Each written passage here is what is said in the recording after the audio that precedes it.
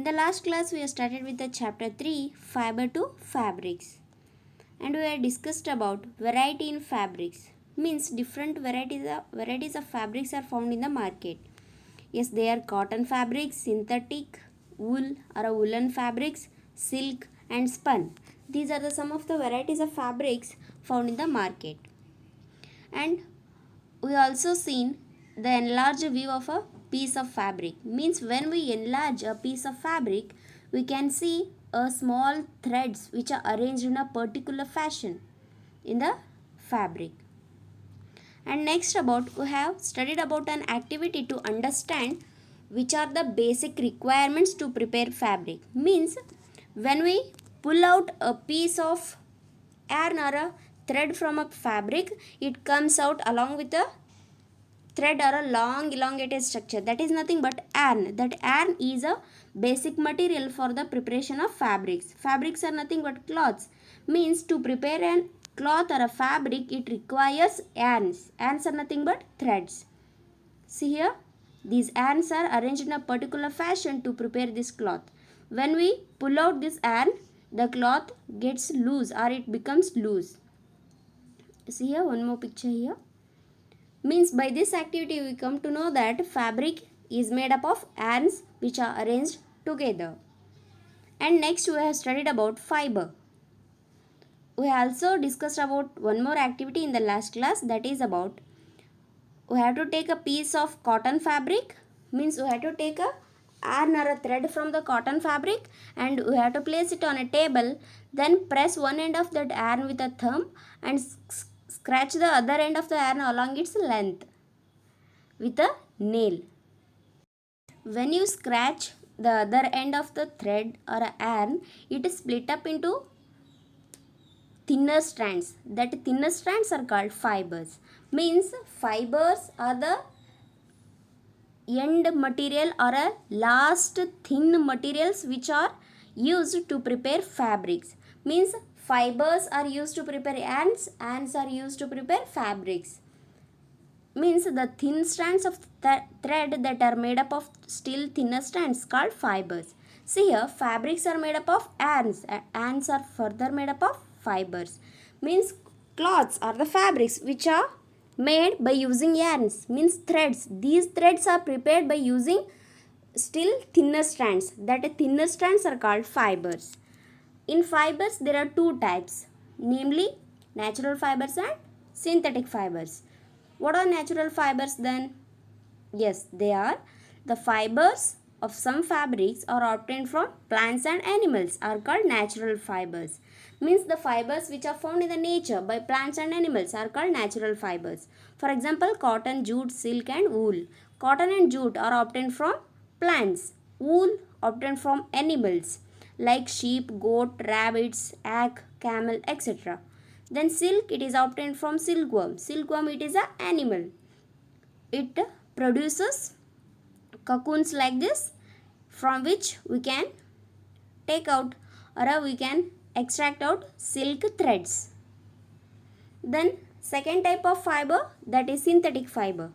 It is made from the chemical substances. Means it is prepared in the chemical labs. It is not obtained from animals or the plants. It is prepared in the chemical labs using chemical substances. That's why it is given as a name synthetic fibers. And example for synthetic fibers are polyester, acrylic and nylon. See, this is polyester and these are the acrylic fibers, and these are also wires, woolen wires. Then this is a nylon wire. It is used for weaving baskets and handbags. And today we are going to study in detail about some of the plant fibers. Some plant fibers. Cotton, wool. In the last class we have studied about the natural fibers. Example for natural fibers are cotton, wool, jute, etc. Let's study in detail about cotton. Cotton. Commonly, cotton is used to make wicks for oil lamps. Cotton wool is also used for filling mattresses and pillows. See here, these are the wicks which are used for the oil lamps to lighten a lamp. Means these wicks are used to lighten a lamp with the oil and these cotton threads. And then cotton wool is also used for filling mattresses and pillows. Pillows and mattresses are filled with cotton inside that. Means it gives soft feeling when we sit or when we sleep on it. Means it is filled with cotton. Mattresses and pillows are filled with cotton wool. Where does this cotton wool come from? From where we are going to get cotton? Yes, that is from the field. Means this cotton is grown in the fields. Cotton plants are usually grown at places having black soil and warm climate. Means this cotton plant, it requires a warm condition to grow, and it is growing in a black soil. Some states of our country where cotton is grown are Punjab, Maharashtra, Gujarat, Tamil Nadu, Rajasthan and Madhya Pradesh. These are the states where the cotton is grown in our country. See here, this is how cotton field looks. These are the cotton plants. Next, about the fruit of the cotton plant are about the size of lemon. See here, this is the fruit of a cotton plant. Means we are going to get cotton from the fruit of plant. The fruit of a cotton plant, it produces cotton. It is like a lemon. The size of this fruit is like lemon. After maturing, the balls burst open and the seeds covered with cotton fibers can be seen. From these balls, cotton is usually picked by hand. See, when this fruit of a cotton plant gets dried, it bursts open, and the cotton which is filled inside that fruit will come out, and it is included some seeds in that. From these balls, cotton is usually picked by hand. It is removed by hand. Fibers are then separated from the seeds by combing. This process is called ginning of cotton. Means the fibers which are present in that dried fruit of plant or a dried cotton plant, this is removed by hand or this is picked by hand. And after removing, the seeds which are present in that cotton is separated by the process called ginning. See here, this is how the cotton plant produces cotton. This is separated or this is picked up by hand. And after that, the seeds which are present in the cotton are separated by combing. Means it is a comb-like instrument. With the help of this, the seeds which are present in the cotton are separated. That separation of seeds from the cotton or a fiber, that process is called ginning of cotton. Means the separation of seeds from the fiber by combing. This process is called ginning of cotton. Ginning was traditionally done by hand. Nowadays, machines are also used for ginning. Means traditionally, ginning means separation of seeds from the cotton is done by hand. But nowadays, it is done by machines like this. Machines which removes or which separates seeds from the cotton or which separates seeds from the fibers. This is about cotton. Next, jute. Jute, yes, cotton and jute both are the fibers produced or obtained from the plants. Means these two are the natural fibers. Jute fiber is obtained from the stem of the jute plant. It is cultivated during rainy season. Yes, cotton is obtained from the fruit of the plant. Here jute is obtained from the stem of the plant. See here, this is the jute plant. You can see the stem of the jute plant is very longer. Means from this stem only we are going to get jute. It is cultivated during rainy season. Means this jute plant requires rainy season. Means it requires more water to grow.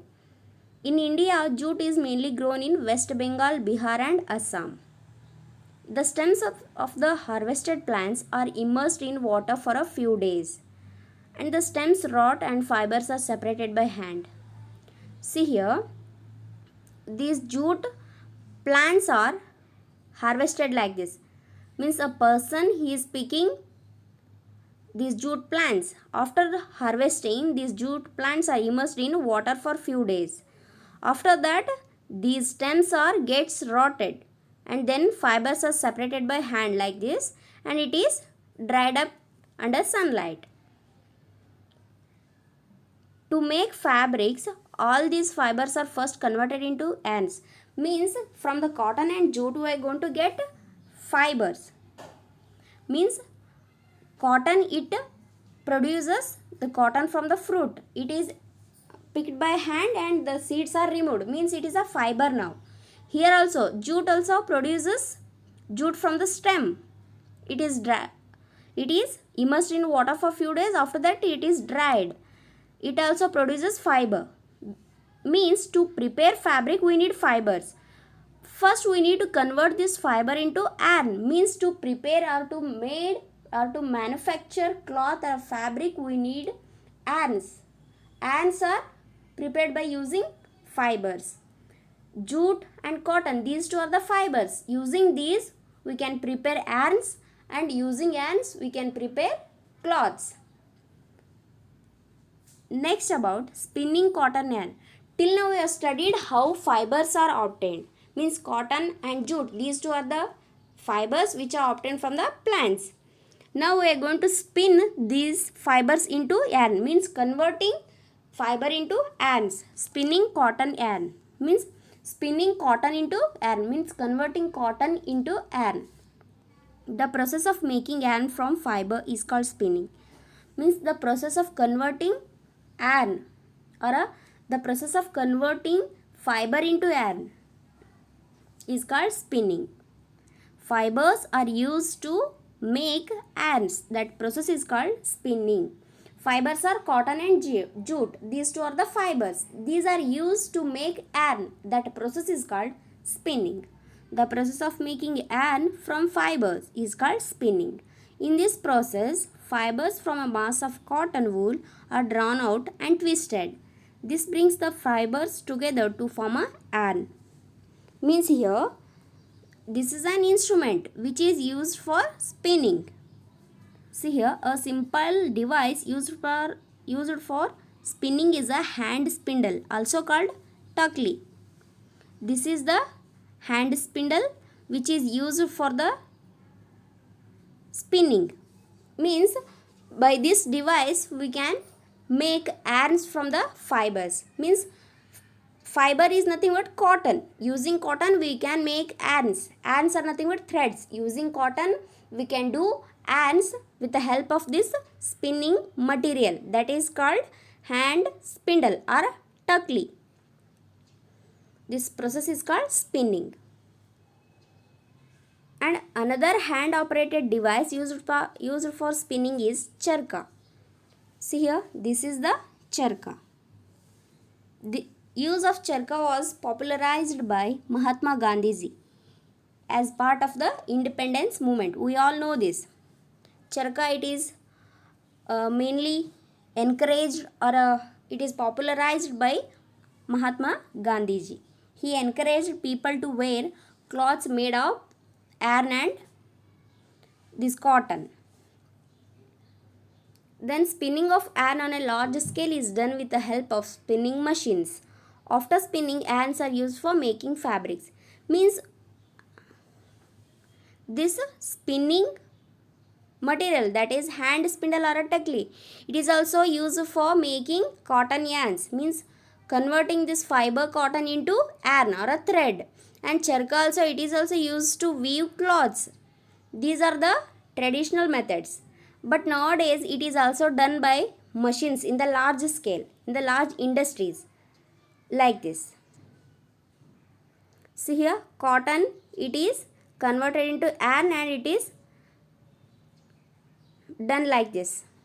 The roll of cottons are done with the help of machines. Then it is finally converted into yarns or threads. Now the cotton is purely converted into yarns or the threads with the help of machines in the large industries. This is about spinning cotton yarns. Basically, or a traditional method of spinning cotton yarn are using Takli and Charaka.